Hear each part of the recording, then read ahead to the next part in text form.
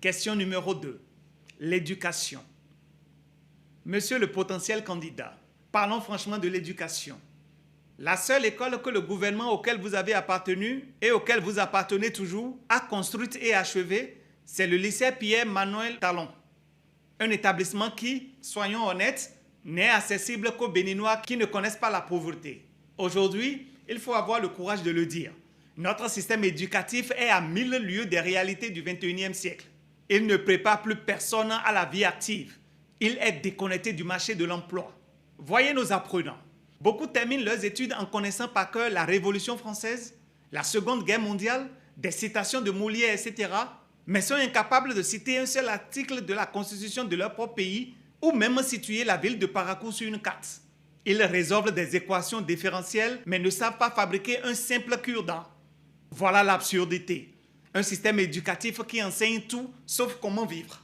Et quand enfin, après des années d'efforts, un étudiant réussit ses examens, la délivrance du diplôme devient un autre parcours de combattant.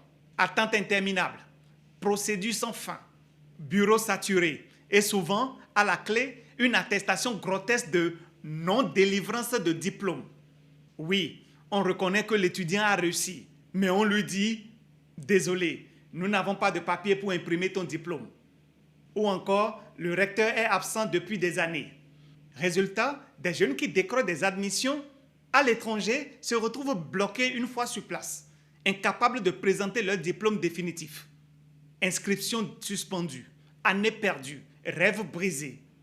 Tout ça simplement parce qu'ils n'avaient pas les moyens d'étudier en France et aux États-Unis comme vous, Monsieur Wadagne. Leur seule faute, avoir cru en l'école béninoise. Et pourtant, votre gouvernement n'a cessé de chanter le mot « réforme » pendant près de 10 ans. Mais dans l'éducation, rien de concret.